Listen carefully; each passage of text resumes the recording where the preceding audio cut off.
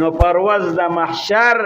دقه شانتی به د مسلمانان ملامتای ولی قربانی تو کړه او د الله په حکم دی وکړه رب العالمین چې قربانی دی وکړه نو الله قبول کړه الله وی بندا زما حکم دی ومنه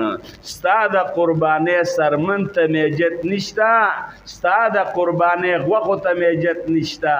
دا غوښې ستا شوې دا پر خپلو بچو باندې وخوره بس ما ستا د قربانی قبول کړه نو چې کله د محشر میدان شي او دا کم ساروی تا لال کړی دی نو دا بدل د محشر په میده پرواز باندې راولي او په دې ساروی باندې به سور شي د محشر میدان ته بځې دا به ستا د قبر په خوا کې ولاړي نو الله ته به ته څه وې چې ما پروردګاره دا ساروی ستا په لار کې حلال کړی او ستا حکم مې منلی دی ډېرې به دې سترګې اوچتې او ډېر زیات به خوشحاله حضرت ابراهیم علیه السلام چې راشي او هغه خپل بچی اسماعیل علیه السلام راولي هغه خشته بچی راولي چې پروردګاره تا راته حکم وکړه نو دا خپل بچی مې پروردګاره راو پرځو نو چې کله مې دا خپل بچی راو پرځو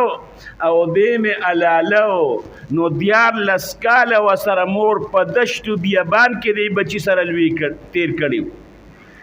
او دې بچی ته زما د ښځې سترګې وې او دې په دشتو بیابان کې دا بچی زما ښځې لوی کړی او د دې بچی مور سره محبت او د مور دې بچی ته سترګې وې چې خاوند خو رانه هغې ځای کې فلسطین کې اوسېږي او زما خدمت به دا بچی کوي نو هغه بچی مې د مور نه را جدا کړ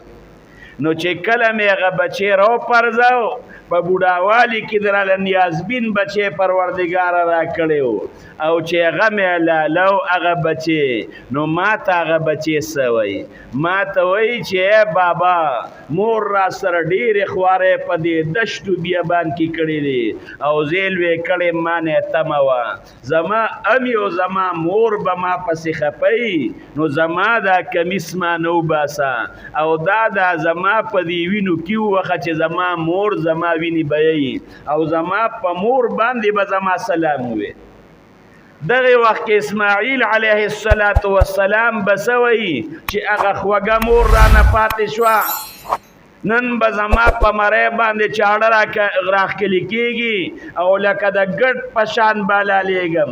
ابراهیم علیه السلام بسوي چې نن به د نیازبین بچي چې مال الله په بوډاوالي کې را کړی دی په خپل لاس د بچي په مرۍ زه نن چاړه راکاږم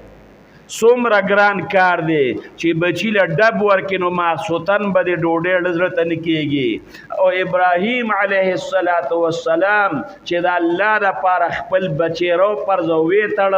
او د هغه د دې اوږو د پاسه ورسور شو لکه په څاروي چې سړی سورېږي نو د ابراهیم علیه السلام پړه باندې به څه تېرېدل نو ته خو نن په خپل قربانۍ غرور کې خو چې د محشر په میدان کې د اسماعیل علیه السلام بچی راشي چې الله ما خدا قرباني کو الله ما خدا د په مرۍ باندې چاړه راښکلې وه پروردګاره ما خو ستا حکم منه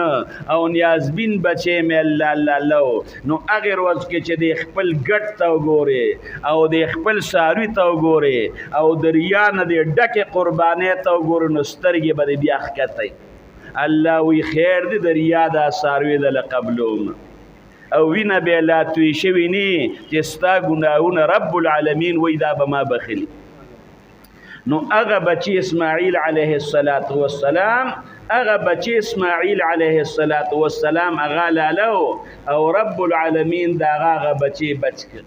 الله په دومره ثواب اسماعیل علیه السلام لورک ابراهیم علیه السلام لکه د یو بچی په لالولو چې الله څومره ثواب ورکوي دومره ثواب رب العالمین دا په ابراهیم علیه السلام لورک اسماعیل علیه السلام خپل مور لراغی